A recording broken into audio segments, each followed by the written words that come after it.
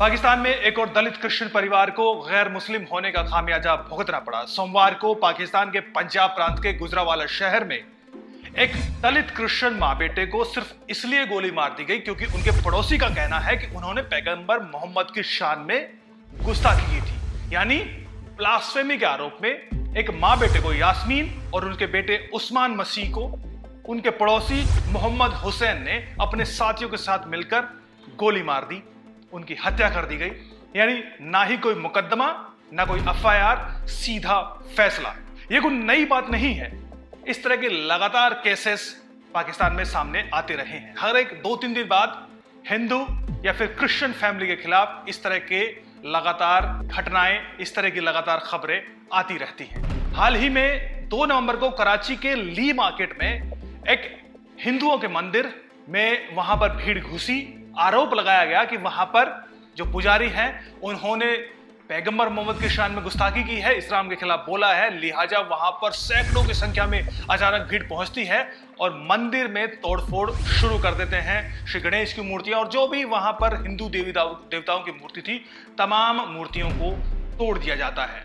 इसके अलावा यहां देखना दिलचस्प है कि जब बात दूसरे देशों में होती है तो पाकिस्तान हमेशा दोहरा रवैया दिखाते हुए उन पर इस्लामोफोबिया का आरोप लगाता है। आपने फ्रांस के मामले में देखा होगा कि इस तरीके से वहां पर जब पैगंबर मोहम्मद के कार्टून छापे गए, उसके बाद वहां पर कई आतंकी हमले हुए। उसी आतंकी हमलों के समर्थन में पाकिस्तान के प्रधानमंत्री खड़े हुए दिखाई दिए। वो बाकायदा फ्रांस का विरोध करने के लिए, बाकायदा फ्रांस का बॉयकॉट करने तक की बात कहते हैं।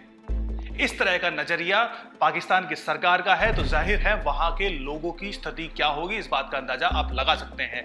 लेकिन यहां पर दिलचस्प एक बात देखने को मिली कि 7 नवंबर को पाकिस्तान की सरकार के एक ट्विटर हैंडल से ट्वीट किया गया, फ्रांस में जो कार्टून है उन्हीं के संदर्भ में, blasphemy in garb of freedom of expression is intolerable.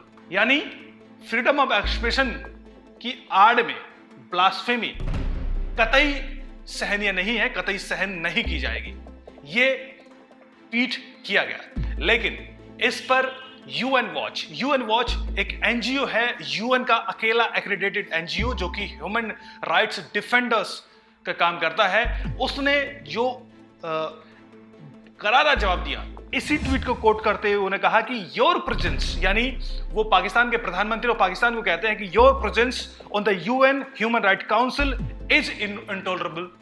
यानी पाकिस्तान कह रहा है कि भाई फ्रीडम ऑफ एक्सप्रेशन के नाम पर ब्लास्फेमी बिल्कुल सहन नहीं की जाएगी, नहीं की जा सकती। उसी तरह यूएन वॉच कहता है कि your presence human right council में पाकिस्तान की जो मौजूदगी है वो असहनीय है। सीधा सीधा करारा जवाब। ये आईना दिखाता है कि पाकिस्तान की स्थिति क्या है, पाकिस्तान का जो दोहरा रवैया है उसकी एकदम कलई खोलता हुआ ये ट्वीट यूएन वॉच ने किया। जाहिर है इसके खिलाफ पाकिस्तान में जबरदस्त रिएक्शन देखने को मिला। पाकिस्तान में जो सरकारी, जो बड़े बड़े मंत्री हैं, बड़े बड़े इन्फ्लुएंसर हैं, उन्होंने यूएन वॉच के खिलाफ एक कैंपेन भी चलाया। इसके अलावा फ्रांस के ही मामले में कई ऐसे संगठन हैं जिन्होंने पाकिस्तान में तोड़फोड़ की और उसका नतीजा ये देखने को मिला कि ब्लास्फेमी लॉ का सिर्फ जो असर है वो सिर्फ ब्लास्फेमी लॉ की वजह से जो वहां के हिंदू और क्रिश्चियन नहीं के अलावा वहां के मुस्लिम भी इससे प्रभावित हो रहे हैं, उनको भी मारा जा रहा है। तहरीक लब्बैक ने 7 नवंबर को एक बाकायदा कराची के शहर में एक बाकायदा हजारों की संख्या में एक रैली निकाली। इस रैली में इस तरह के गाने बजाएगी, गुस्ताख कसर तन से जुदा करके रहेंगे। आप देखिए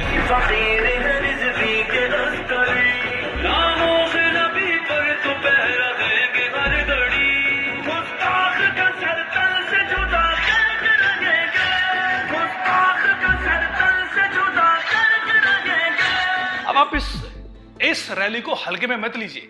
इसके जो तहरीक लब्बैक है, इस रैली के जो आयोजक हैं और उनके जो नेता हैं, उनके जो मौलाना है वो हैं खादिम हुसैन रिजवी। खादिम हुसैन रिजवी एक बरेलवी सेक्ट के एक बड़े नेता हैं और अक्सर पाकिस्तान में तोड़फोड़ करने के लिए जाने जाते हैं। वो इमरान खान सरकार के खिलाफ भी धरना दे चुके हैं ब्लास्फेमी केस के मामलों में ही। आपको याद होगा कि आसिया बीबी के केस में जब आसिया बीबी को वहां की सुप्रीम कोर्ट ने रिहा कर दिया था, तो उसके बाद तहरीक लब्बैक ने पूरे पाकिस्तान में लगभग आग लगा दी थी। उसको किसी तरह से पाकिस्तान सरकार रोकने में कामयाब रही थी। इसके अलावा इस खादिम रिजवी का क्या असर है मैं आपको बताता हूं। पंजाब के खुशबाब क्षेत्र के कायदाबाद इलाके में एक नेशनल बैंक ऑफ पाकिस्तान के ब्रांच मैनेजर की मुस्लिम ब्रांच मैनेजर की हत्या कर दी उसी के गार्ड ने कहा कि दरअसल जो ब्रांच मैनेजर था इमरान हनीफ, उसने ब्लास्फेमी की है, यानी उसने इस्लाम के खिलाफ बोला है, पैगंबर मोहम्मद की शान में गुस्ताखी की है। लिहाजा उसके गार्ड ने उसकी गोली मारकर हत्या कर दी। लेकिन यहां पर आयरनी देखिए कि चंद एक दो दिन पहले ही यही मरने वाले जो ब्रांच मैनेजर थे, जो कि खुद मुस्लिम थे, उन्होंने अपने फेसबुक प्रोफाइल को उन्होंने फोटो लगाया है फ्रांस के बाइकआउट करने का, ब्लास्फेमी के, यानी वो खुद ब्लास्फेमी के कानून का समर्थन करते हुए फ्रांस का बाइकआउट करने की प्रोफाइल लगाते हैं। और अगले एक दो दिन बाद उन्हीं को ब्लास्फेमी के आरोप में उनका गार्ड अहमद नवाज गोली मार देता है। आयरनी कितनी बड़ी है। और देखिए कि गोली मारने के बाद अहमद नवाज को वहां के लोग किस तरीके से चूम रहे हैं, उसके समर्थन में रैली निकाल रहे हैं, किस तरीके से सड़कों पर नाचा जा रहा है।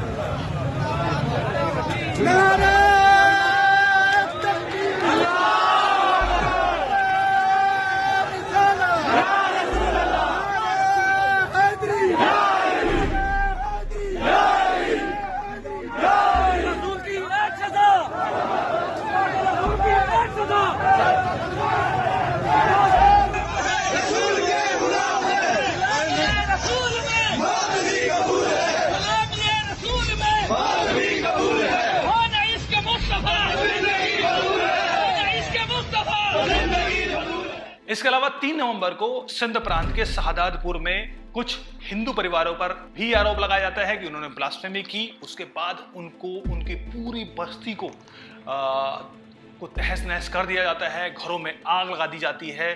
किसी तरह वहां के दलित हिंदू परिवारों को भागकर अपनी जान बचानी पड़ती है। अब तस्वीरें देखिए कि किस कदर दंगे किए जाते हैं हिंदुओं के खिलाफ। ये तस्वीरें देख के आप अंदाजा आसानी से लगा लेंगे। बहरहाल ये कोई नए मामले नहीं है। पाकिस्तान में लगभग 150 से ज्यादा लोगों को हर साल ब्लास्फेमी के आरोप में या तो एग्जीक्यूट कर दिया जाता है सरकारी मुकदमे के बाद, उनको जो सजा होती है उसके बाद, या फिर बिना सजा के ही सीधे उनको गोली मारकर उनका हत्या कर दी जाती है। इस तरह के मामले लगातार पाकिस्तान में सामने आते रहते हैं। जिस यूएन वॉच का मैंने जिक्र किया, यूएन वॉच ने बाकायदा यूएनएससी को चिट्ठी लिखकर कहा है कि जो पाकिस्तान है वहां पर किस तरीके से वहां पर ह्यूमन राइट वॉयलेशन हो रहा है, वहां पर दलित और जो माइनॉरिटी है उनको किस तरीके से उनके अधिकारों का हनन हो रहा है, उन पर किस तरीके से अत्याचार होता है। और बाकायदा उन्होंने 2021 और 22 के लिए जो Pakistan UN human right council में जो वो चुनाव लड़ने की कोशिश में है उसके खिलाफ कैंपेन किया है। जिस चिट्ठी लिखी है उसमें उन्होंने बाकायदा बताया है कि किस तरीके से पाकिस्तान में अनलॉफुल आर्बिट्री किलिंग्स होती हैं। वहां पर जिस तरीके से बिना किसी मुकदमा चलाए, ना कोई कानूनी प्रक्रिया की है, सीधे उनको गोली मारकर उनकी किलिंग्स की जाती है। बाकायदा सरकारी जो अमला है, सरकारी जो तंत्र है वो इसमें शामिल होता है। इसके अलावा फोर्स्ड डिसअपियरेंस, बलूचिस्तान के एक्टिविस्ट जो कि अलग पाकिस्तान में बलूचिस्तान के ह्यूमन राइट वायलेशन का विरोध करते हैं, उनको किस तरीके से अगवा किया जाता है।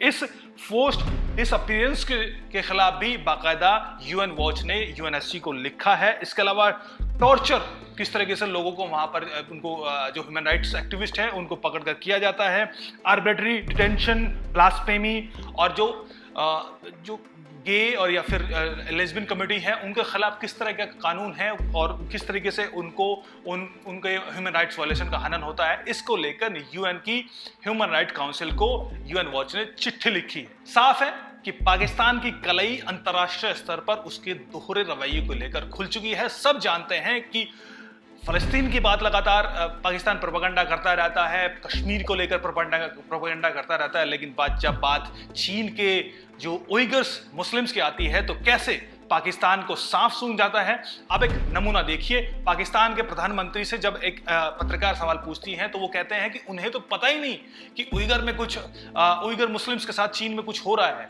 अब देखिए। Okay, what's your stance on China's treatment of Uyghur Muslims? Frankly, I don't know much about that.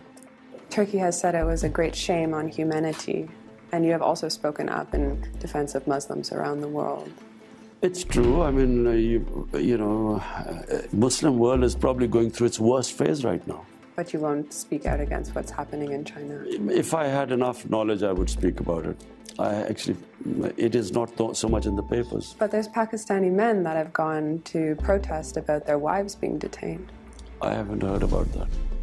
Thank you. साफ है, अब मामला खुल चुका है, तो अब जरूरी है कि पाकिस्तान पर अंतर्राष्ट्रीय एजेंसियां कार्रवाई करें, उनके खिलाफ सैंक्शंस लगाए जाए, तभी शायद पाकिस्तान अपनी इन हरकतों से बाज आ पाए, लेकिन दबाव बनाना बेहद जरूरी है। नमस्कार।